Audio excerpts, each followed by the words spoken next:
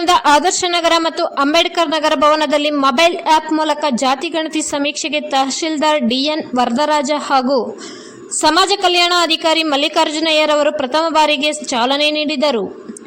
ತಾಲೂಕು ದಲಿತ ಜಾಗೃತಿ ಸಮಿತಿಯ ಅಧ್ಯಕ್ಷರಾದ ನಾರಾಯಣಪ್ಪ ಮಾತನಾಡಿ, ಸಾಮಾಜಿಕ ಭದ್ರತೆ, ನ್ಯಾಯ, ಸಮ್ಮತ ಹಕ್ಕುಗಳ ಜಾರಿ ಹಿನ್ನೆಲೆಯಲ್ಲಿ ಮಾದಿಗ ಸಂಘಟನೆಗಳು ಅನೇಕ ವರ್ಷಗಳ ಹೋರಾಟದ ಫಲವಾಗಿ ರಾಜ್ಯ ಸರ್ಕಾರ ಕ್ರಮ ವಹಿಸಿ ಒಳ ಮೀಸಲಾತಿ ಜಾರಿಗೆ ಜಾತಿ ಗಣತಿ ಸಮೀಕ್ಷೆಗೆ ಮುಂದಾಗಿದೆ.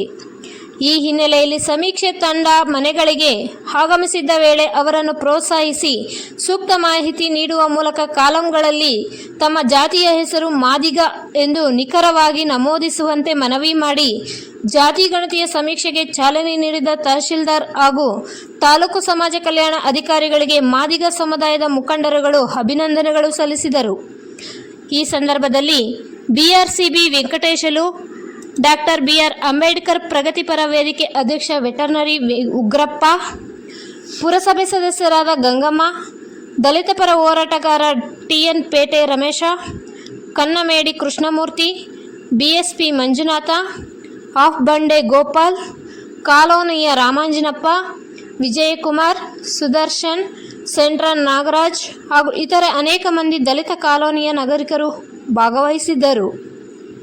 ವರದಿ ರಾಮಪ್ಪ, ಸಿಕೆಪುರ. ಅವರೆಲ್ಲರ ಜೊತೆನೂ ನಾವು ಸಹ ಇದ್ದು ಮನೆಗೆ ಬಂದಂತಹ ಸಮಯದಲ್ಲಿ ನಾವು ಅವರು ಕೋಪರೇಟ್ ಕೊಟ್ಟು ಎಲ್ಲಾ ದಾಖಲಾತಿಗಳನ್ನು ಕೊಟ್ಟು ಸಹಕರಿಸ್ತೀವಿ ಅಂತ ಹೇಳ್ಬಿಟ್ಟು ಈ ಮೂಲಕ ನಾನು ತಿಳಿಸೋದಕ್ಕೆ ಇಷ್ಟಪಡ್ತೀನಿ. ಜೈ ಭೀಮ್. ಎಲ್ಲರಿಗೂ ಸಹ ನಮಸ್ಕಾರ.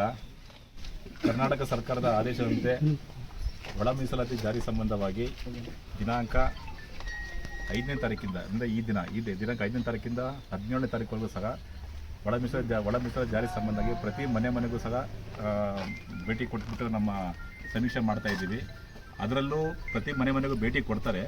ಆದರೆ ಅದರಲ್ಲೂ ಬಹಳ ಮುಖ್ಯವಾಗಿ SC ಜನಾಂಗ ಯಾರಿರ್ತಾರೆ ಅವ್ರ ಮನೆಗಳು ಮಾತ್ರ ಡೀಟೇಲ್ ಆಗಿ ಅವರು ಸಮೀಕ್ಷೆಯನ್ನು ಮಾಡ್ತಾರೆ. ಸಮೀಕ್ಷೆಯನ್ನು ಮೊಬೈಲ್ ಆ್ಯಪ್ ಮೂಲಕ ಸಮೀಕ್ಷೆ ಮಾಡ್ತಾರೆ.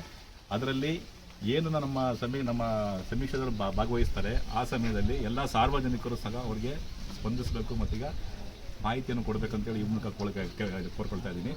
ಜೊತೆಯಲ್ಲಿ ದಿನಾಂಕ 5ನೇ ತಾರೀಕಿನ 17ನೇ ತಾರೀಕುವರೆಗೂ ಸಹ ಗಣತಿಗೆ ದಿನಾಂಕ ನಿಗದಿಪಡಿಸಿರ್ತಾರೆ ಸರ್ಕಾರದಿಂದ.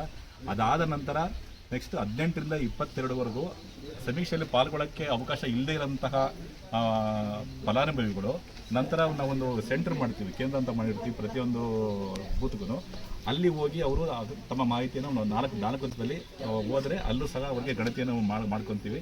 ಈ ಥರ ನಾವು ಗಣತಿಯನ್ನು ಈ ದಿನ ಪ್ರಾರಂಭ ಮಾಡ್ತಾ ಇದ್ದೀವಿ ವಿದ್ಯುಕ್ತವಾಗಿ. ಈ ದಿನ ಕರ್ನಾಟಕ ರಾಜ್ಯದಿಂದ ಎಲ್ಲ ಕಡೆ ಸಹ ಪ್ರಾರಂಭವಾಗ್ತಾ ಇದೆ. ಅದರಂತೆ ನಮ್ಮ ಪಾವಗಡ ತಾಲೂಕರು ಸಹ ಈ ದಿನ ಪ್ರಾರಂಭ ಮಾಡ್ತಾ ಇದ್ದೀವಿ.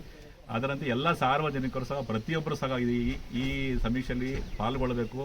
ಜೊತೆಯಲ್ಲಿ ಅವರ ಮಾಹಿತಿಗಳನ್ನು ನಮ್ಮ ಗಣಿತದಾರರಿಗೆ ಕೊಡಬೇಕು ಅಂತೇಳಿ ಈ ಮೂಲಕ ಮತ್ತೊಮ್ಮೆ ಕೇಳ್ಕೊಳ್ತಾ ಇದ್ದೀನಿ.